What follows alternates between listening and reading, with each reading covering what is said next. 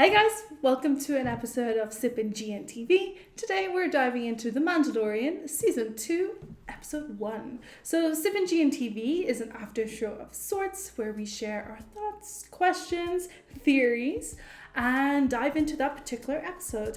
So, disclosure, if you don't want any spoilers for Episode 1 of The Mandalorian, then we suggest you click out. But if you've already seen it, then stick around.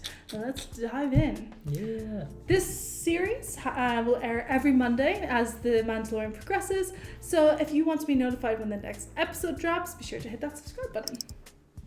All right. So where did we leave off at the end of Season 1? Yeah, so Season 1, Mandalorian has Baby Yoda in his custody. He is a father now. And, he's entrusted with the task of bringing Baby Yoda to the Jedi.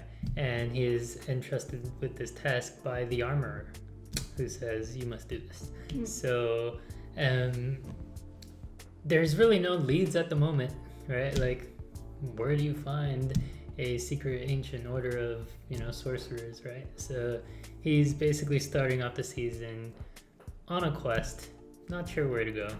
And yeah, so what happened in this episode? Yeah, so the quick recap of the episode is that we start off with the Baby Yoda and the Mandalorian. By the way, it's Baby Yoda on this show, not the child. Baby Yoda's much cuter. Does anyone ever call him the child? I don't know, but yes. So Baby Yoda and the Mandalorian arrive at basically what could be considered a UFC or a gladiator fight. And he's there to procure some information about the Mandalorian network, essentially. So after a little bit of a blip where he basically has to kill maybe half a dozen people, he gets some information that directs him to Tatooine.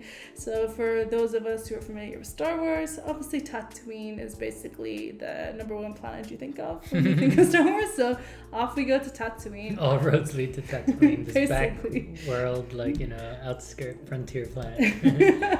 So off they head to Tatooine, and the gist of the episode is that he encounters the Marshal, who has some Mandalorian armor, and in exchange for the return of the Mandalorian armor, he agrees to help him defeat the Leviathan. Oh, what's the Leviathan called? Krayt Dragon. The Krayt Dragon.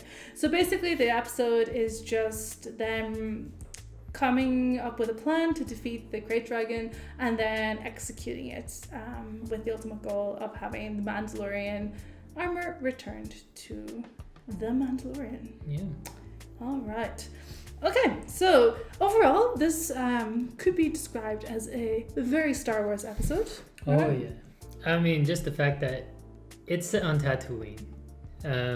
You have the clear Western influences. It takes the word space Western very literally. Like, you got a lot of the tropes. You even have the Tusken Raiders, who sort of are like a stand-in for like the Native Americans in a lot of Western movies. And you have, the frontier town that's threatened by outside source, and having to work together to defend it with limited resources.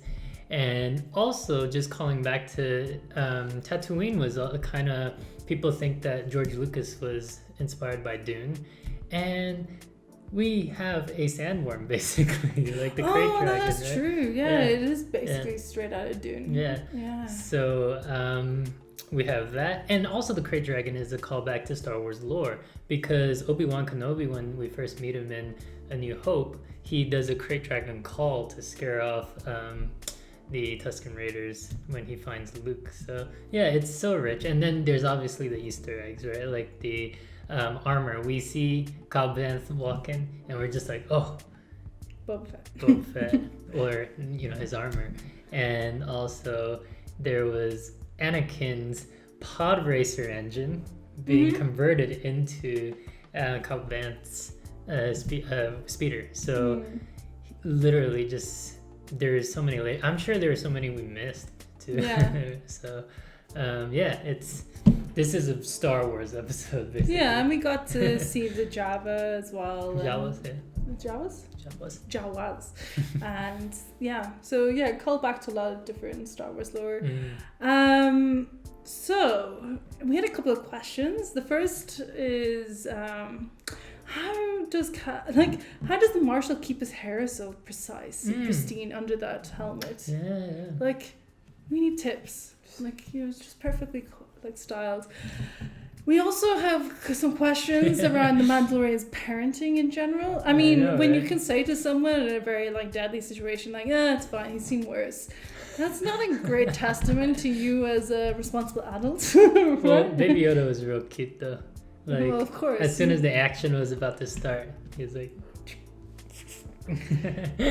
But he said you've seen worse when he was talking to the Marshal when Baby Yoda was playing with the pot. Oh yeah, the pot. But it's just if you can legitimately say a sentence like he's seen worse when you're about to go into like you said, a Western style shoot out.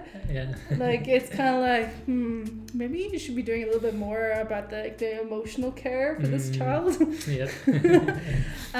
But as an episode, obviously it sets us firmly back in Star Wars. We're at the very start of a quest, but as a episode, not a lot happens. No, it was very much a standalone episode, and the only real implication is the ending. And guess who it is? The potential owner of that armor. So maybe he'll return the armor to Boba Fett. Yeah, maybe. Because Tamara Morrison, who plays the clone troopers and Jango Fett in the prequels, has returned for the Mandalorian. And, Boba Fett is basically the same age, as the actor. Well, presumably. I don't know how old the actor is, but, Boba Fett probably is around late 30s, 40, around this time. Probably also aged a bit from his captivity. So, yeah, it's probably him. They don't say outright. We were just thinking, because Obi-Wan spent how long just hanging out in Tatooine as well? Is this just a thing in Star Wars? If someone goes missing, Tatooine is probably the place to go. It's a big universe, but this one planet is so has a gravity to it. Yeah. But as an episode in terms of furthering the plot, it's a dead end essentially from our perspective. At this point, maybe something will become clear in episode 2. Yeah. But essentially, we don't find any further information on the quest to returning Baby Yoda to either the Jedi or his own species. We don't gain anything in terms of information or nuance, other than we now have acquired an extra set of Mandalorian armor and potentially have a introduction of Boba Fett. And one question I do have is, will the Marshal show back up? Because Timothy Olyphant, we know him from Santa Clarita Diet. And we were when he took off that helmet, I was because I love Netflix did us dirty cancelling that show. I don't know if you guys feel the same, but the Santa Clarita Diet was a gem and it should never have been cancelled. And Timothy Olyphant is great in that, so we would love to see more of him in the Mandalorian, right? And he's got a warmness to him, I think. He doesn't the way he commanded the village also is very it wasn't he was an authoritarian. He was he seemed like your friend, right? He seemed like he cared about you. Well, obviously he got the armor to go back and save his old village, so seems like a nice dude. So so our main questions exiting this episode are, was that really Boba Fett? What will happen to the Mandalorian next? Where will they go? Yep. And will Baby Yoda get to do more in the next episode? Because let's be honest, he was criminally underused. Yep.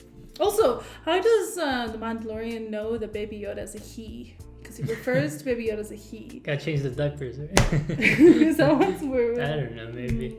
But yeah, there's just so many questions. Also in the, previously on the Mandalorian segment, you see the, what do you call it? The Darksaber, which when's it gonna show up again? And with the Darksaber, you got the rumors about Ahsoka Tano maybe showing up, and maybe Sabine Wren, and then maybe from the teasers we know Cara Dune is gonna be back too. So when's she gonna join the quest? When are they gonna show up? So yeah, basically that is it. Not a lot happens, so there's not a lot to discuss in this episode. But I'd anticipate episode 2 is probably there's going to be more action, more info, and like more to report back on next week. Yeah. So guys, if you are interested in following us along for season 2 of The Mandalorian, we will be back next Monday with episode 2. And if you want to be notified of when that goes live, be sure to hit the subscribe button. We're also doing a Aftershow of Discovery, season 3 at the moment as well. So if you're interested in checking that out, episodes 1, 2, and 3 are now live. And we'll be back next Sunday with episode 4 of that. So yeah. Thanks for tuning in. Yes, so see you soon. Thank you guys.